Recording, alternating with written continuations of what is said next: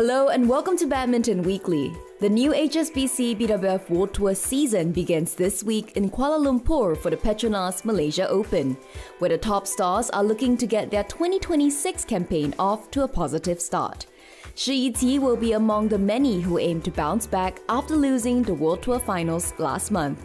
For some of the top 8 players in Hangzhou, 2025 has been a year to remember and reflect on.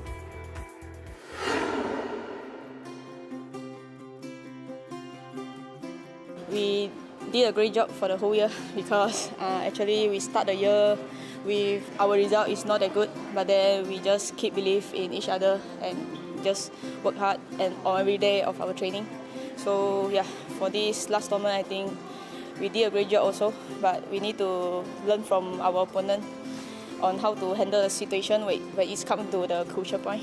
So yeah, that's what we will go through as an athlete. We will do our best for the upcoming tournament. 特に今年の後半はいいプレーをできることが多かったですし、それに伴って、結果もいいものが後半も多かったのかなと思うので、結果もそうですけど、自分の動きが速くていいプレーができたっていうところは後半が特に良かったのかなと思います。Tahun ini adalah tahun yang saya tidak menduga saya bisa berpartner dengan Sohibul Fikri yang notabene saya tidak pernah berpikir berpartner dengan dia, tapi di pertengahan tahun ini di Jepang dan China Open ini kami berpasangan, itu pasangan dadakan juga, dan ya pertama kali saya berpartner dia tapi bisa menjuarai China Open. Akhirnya kami bisa lanjut terus ke sampai akhir tahun ini, dan ya kami bisa lolos ke World Tour Final dengan hanya 5 bulan dan kami finish di akhir tahun ini di ranking 6 ya. Kami bersyukur tahun ini bisa selesai dan kami pengen membuka lembaran baru di 2026.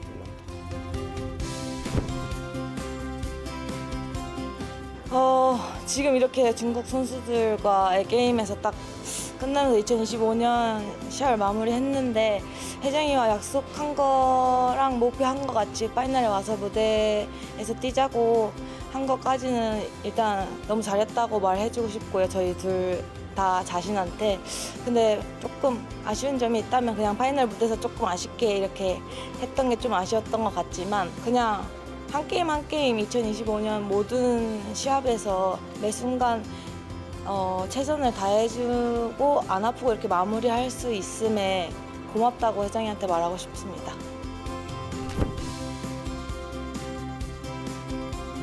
Yeah, I don't want to play the 3-set anymore.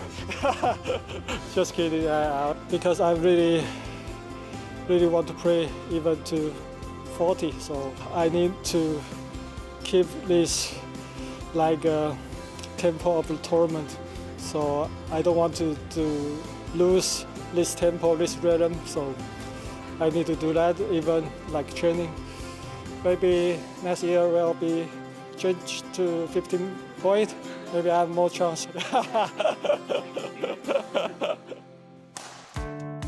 The Petronas Malaysia Open was the catalyst for An Se-young, Kim Won-ho and Seo Seong-jae's incredible 11-title haul in 2025.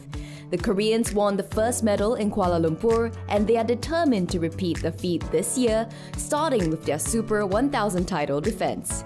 However, 2026 will be more challenging for the trio, according to Selena Peak.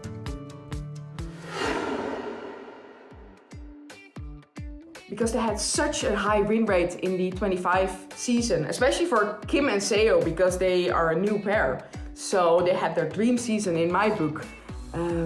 When I look at the stats, personally, I think Kim and Seo really are able to do even better. If I was a badminton player, I would try to replicate the scores and the season Anne had.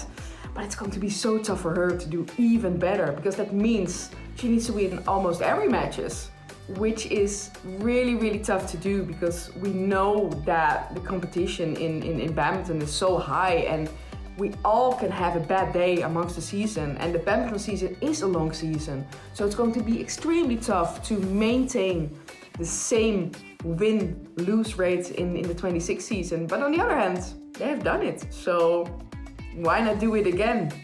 I think for An, it's going to be difficult to replicate this season and to do even better, but with a 91% win rate for Kim and Seo, I can see some room of improvement. But I do have to have a small note in the back of my mind that I think in the last few matches they actually looked a little bit more beatable, but that could also be a slip of concentration. Because sometimes they ended up losing a set against a pairing I really did not expect. But then again, in the third game they were back to their evil, selfish, best badminton I've ever seen. So it's going to be an interesting season to watch, and it's one I look really forward to. It's a new season. We all starting back to zero. It can also save you from some kind of pressure because you have nothing to lose. You start with zero, and that's, I think, the mindset those players really need to getting into a new season. Okay, 2025 is done and dusted. We have nothing to lose. We start from zero. We have hopefully had some good training in the books because that's really important, that you feel confident on your training sessions again, and most important, that there's no pain anymore in the body, and believe that you're actually a really good badminton player, because that's where it starts in getting your momentum back. I really look forward to see how Christo Popov is doing in 2026, because he's just won one of the biggest tournaments in the World Tour Finals. He won it. Winning this kind of tournament is huge. So I really look forward how he is maintaining his shape, and if he can withstand the extra pressure now, because I think winning the World Tour Finals, all eyes are on him right now. So I look forward to see if he can be even better and how consistent he can get, especially with the two other men's single players from France. It's going to be an interesting battle to see who's coming out of top. So my eyes are on Christo Popov this entire season, and I really hope he's going to push himself even higher on that world ranking. No Malaysian has won the Petronas Malaysia Open since Lee Chong-wei did it in 2018. Many local fans are hoping their reigning world champions Cheng Tangjie and Toh Yi-wei can break that 8-year title drought this week. Their best result in Kuala Lumpur was a semi-final finish last year, and Ashwini Punapa is confident that the world number 4 can continue their great form in 2026. The match that they played at the World Championship, throughout the tournament, it was a different Chen and Toh that I had seen. I had never seen them play that way. They were in sync quite a bit with each other, very supportive, and they were rotating really well. So that entire tournament, they hadn't dropped a set. Toh Yi-wei is really good at the net. She's very intuitive. She anticipates quite a bit. So she's very smart and calm at the net, which sets Cheng Tangjie really well because he's very quick. He's got an explosive smash. He can cover the court really well, and they complement each other well in that sense. And as a pair, their game style is definitely very explosive, fast exchanges. And when Tangjie is like in good flow, he's got a very good variation with drops, a powerful smash, and he moves quite fast as well. And they have a really nice understanding where sometimes you see Toh Yi-wei moving out and Tangjie is like super fast moving into the net and finishing, which kind of keeps your opponent guessing as to who's going to be at the net. As it is, having Toh Yi-wei at the net is tricky because she's very confident, very calm. She takes the pace off from the net. She's not someone who goes for the kill all the time, but her kill shots are basically taking the pace off, placing the shuttles into the gaps, which makes it tricky because if it's someone who was all the time tapping, then at that level, everyone's defense is very good. So she's very smart in that she can take the pace off, and she's got beautiful net shots, net strokes. And to top that off, her defense is also really good. She's very calm on her defense. But if there's one area that they do get caught is sometimes her intuitive selection of shots, or her anticipation does go wrong. You're not always going to get it right, and that leaves the court open because there are times when she's rushing in a bit too soon or trying to play shots a bit too fast, making her partner find it difficult at the back and leaving those gaps. But overall, they're like a very, very strong pair, and they've been getting better and better over the years. As world champions going into the 2026 year, I think it's important that they keep their head on their shoulder a bit more and continue doing what's working for them. I think it's important for them to like make sure that mentally they're in sync. So 2026 is definitely going to be a battle getting in with being a world champion. But I would say they're like a really good pair.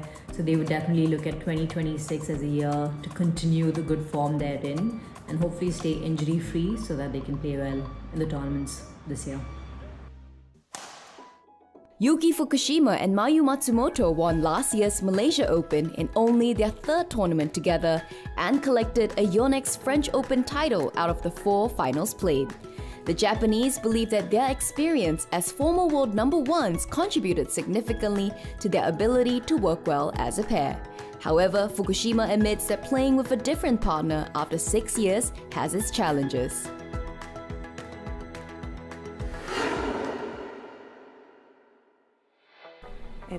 広田と組んでいる時は私は特に後ろ後衛スタイルだったんですけど、松本と組むようになって前衛に前に入っていくっていうのが、私の中ではこう変わった点というかトライする部分では大きく変わったかなと思います。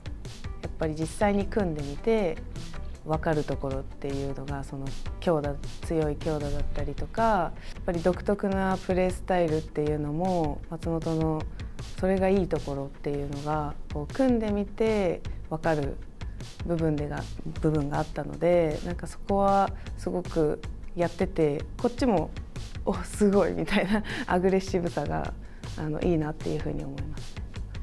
そうですね、もう圧倒的な安心感というか、もう自分がちょっと自信なくなった時でもこう福島さんの方に羽を集めれば何とかしてくれるっていうその安心感と、自分もこう勢いよくいける時はもうしっかり詰めて、であとはカバーしてもらうっていうやっぱその安心感がすごく組んでみて心強いなって思います。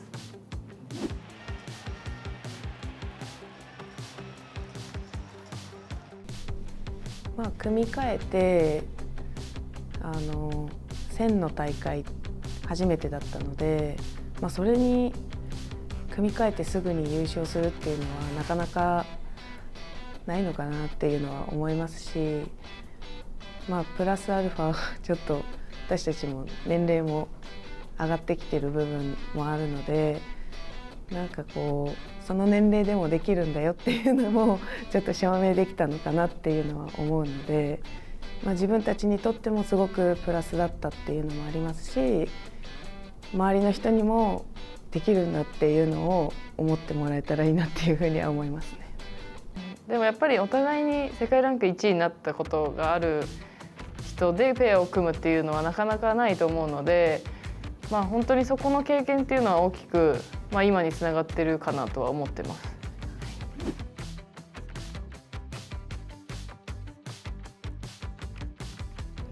お互いにこう決めれる決定打がある中でどうやって点数を取っていくかっていうところかなと思うので、試合展開の作り方だったり息の合わせ方っていうところをうまくできればなと思ってます。一試合一試合いつもと変わりなく戦いたいっていう気持ちです。That's all the time we have on the show. Join us next week for the top stories from the HSBC BWF World Tour's first tournament of the year, the Petronas Malaysia Open. In the meantime, stay up to date with the latest news by downloading our BWF app, Badminton for You. As always, let us know your thoughts, comments, and questions on our Facebook and YouTube pages. See you soon!